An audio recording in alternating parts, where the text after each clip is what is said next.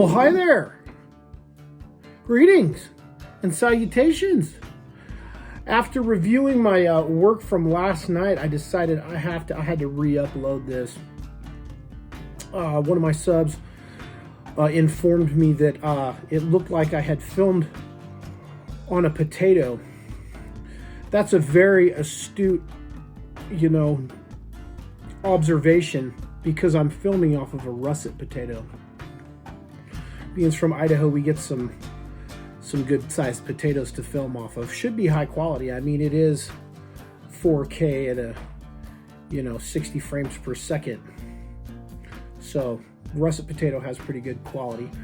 I wrapped the potato in tinfoil so that they can't find out what we're doing here, in case they are watching from the great beyond. And I'm sure that this is being collected in a fusion center somewhere.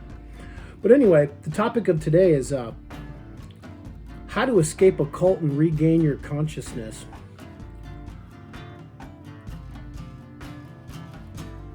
How do you know you're in a cult? How do you know you're embedded in a cult, and how do you know when it's time to leave? That's my question. I personally escaped a cult at a very young age. About the time I could read a road map, I realized I needed to get out of Dodge. And the thing about cults is, if you're raised in the cult,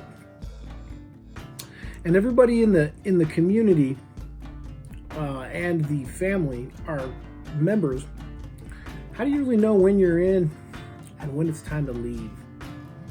Okay. I firmly believe that you should build yourself a tinfoil hat. It's blocking certain RF frequencies from the satellites. This one is designed to channel it out 440 hertz. And actually 420 hertz is the vibration of the earth. So this is tuning me into 420 hertz and tuning me out of 440A. But please, y'all, design yourself a tinfoil hat. That helps. Wrap your things in aluminum. If you have a potato you're filming on, wrap it in tinfoil. Slather it in butter. It'll film so greasy. Build a Faraday cage for your home. Wrap everything in copper wire around your house. Not very good for the cell phones or internet connection, but you'll sleep in a snuggly warmth, knowing that they can't see your brain from the satellite people. I suggest high-grade bug zappers for the nanotechnologies that fly around. Get the bug zappers. That'll stop them. Let's see, what else would be a good thing? So Faraday cage, tinfoil hat. Wrap everything you have in aluminum. Don't eat anything that comes out of a grocery store. Make sure you grow everything you eat. You don't want to be getting the, pesticides. As far as your water goes, yeah, definitely treat your own water. I say boil it twice and get it from a source that's very high up in the mountains, so you're not getting any of the chlorine making you soft. And disinfect everyone they come over to visit and stuff. Just sanitize them. You don't want any cross-contaminations from a viral or a nanotechnology. Now, I'm not an anti-vaxxer, but I haven't ever taken a vaccination. Don't tell anybody, especially if I need to go into public, which that's another thing, to stay away from public. See, the guide that I'm writing, which will be available on my merch store when I reach that level of YouTube status, which I kind of feel is a cult as well. God, that makes you think. Everything could be a cult if you're brave enough. Riding a motorcycle, using a certain brand of toothpaste, using a platform, brand of tinfoil. Culty, very culty. I did escape it. I've been joking a lot, and it's something that's been hard for me to talk about, but I did escape a cult. And I'm sure that on one of these serious days I'll get into that, but right now we're going to do the fun one. Like a few notable cults that have intrigued me. What's that Applewhite guy? His cult, the Heaven's Gate. You know, the Adidas tracksuit and Nike running shoes, purple blanket, hail bop comet cult. Those dudes, those folks were on a whole nother planet. Pun intended. You know, when you fly down to Mexico to get a castration, I think it's gone a little too far. Just a titch. Other notable cults that have blown my mind.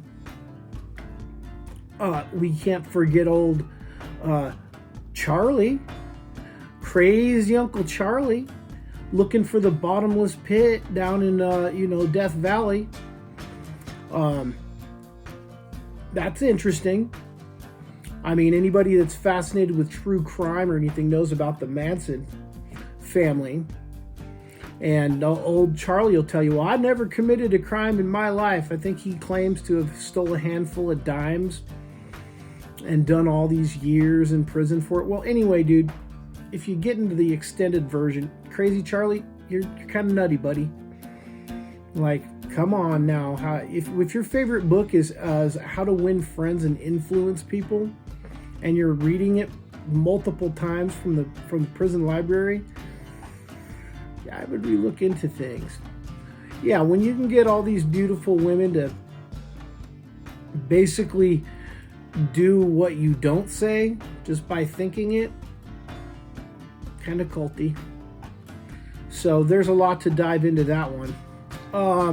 Another notable one, little party in Texas that the ATF had. The Branch Davidians. The Davidians, a branch of the Seventh-day Adventist chapter of Christianity. Our friend Vernon Howell, a.k.a. David Koresh. It's sad. Truly sad. And I mean, there was some funky business that went down there, very culty. I mean, the guy did call himself the Messiah. But the way that went down with Janet Reno, Hillary Clinton, and the rest of the cast, not good when they can come into your church and burn 40 people alive, in the name of saving the children. They cooked the children. And then lost all the footage for the door cameras.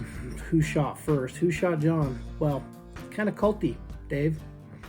I get it. The Seven Seals of Fiery Armageddon, tanks of an apostate government that want to come and, the army of Babylon will be descending with fiery chariots. Well, you got your fiery chariots. And the sniper that shot at the guy at Ruby Ridge, who wasn't a culty. He was just, I guess, if you live by yourself, you're a cult. If you want to raise your family in the mountains, you're a culty. Well, anyway, another notable cult. Let us not forget that kooky People's Temple. Come on, I didn't get any Jim Jones juice. But I didn't get any Jim Jones juice. I don't know what kind of CIA operation that was. Come to find out, the CIA owned the property that People's Temple was on in Guyana. They owned it before the cult and then directly after the cult. I don't want to sound culty or anything, but I think that could have probably been some sort of CIA mind control experiment. Operation Bluebird, Operation Artichoke. I don't know. It's very culty. You know what I'm saying? Weird. Very strange happenings. There's many more cults that are out there. I think there's the statistics from the FBI say that there's about 3,000 cults operating in the United States alone every year. The same people that draw up that statistic bring us the beautiful fact that 11 people a year get raped by dolphins. That's kind of culty too. I would never want a water birth with the dolphins. No. I'm good. I don't want my kid coming out. First words are like flipper. Yeah, no. Very culty. How to escape a cult, when to know you're in, when to know to get out. When do you walk away? At one point do you look across the yoga mat at your supreme leader and say, dude, this has gone a little bit too far. Your intake of MDMA and methamphetamine has got to a level which is a little unbearable. It's getting a little culty, you know? And when do you say nay? I knew when I should have got out, and I knew what I was experiencing was wrong. And when you try to expose some of this ritualistic abuse on a serious note, when you're in a cult, oh, you are now the deceiver, the blasphemer, the apostate. You must be isolated, punished, and we must work that darkness out of you. So, I want to hear your guys' thoughts on it. Have you ever been in a cult? Have you ever escaped a cult? Oh, let us not forget those crazy FLDS in Colorado City. Old Warren Jeffs. Yeah, you're God's true messenger, my friend. Yeah. Okay. So, what's the difference between a cult and a positive experience? Let me know. Like I said, anything's a cult if you're brave enough. At this point, I'm living a good life. I have isolated myself from everyone. Now I can truly say that there's no cult activity in my home, besides the coffee drinking and the cult of Camel cigarettes. But hey, the booze is gone. That cult is gone. Who knows? Who is it? Oh God, I gotta go. I think they found me. I was talking about it. I asked for some pamphlets from the Scientology people. Hey, it's been real. It's been fun. It's been real fun. If we don't see you again, keep your upside down.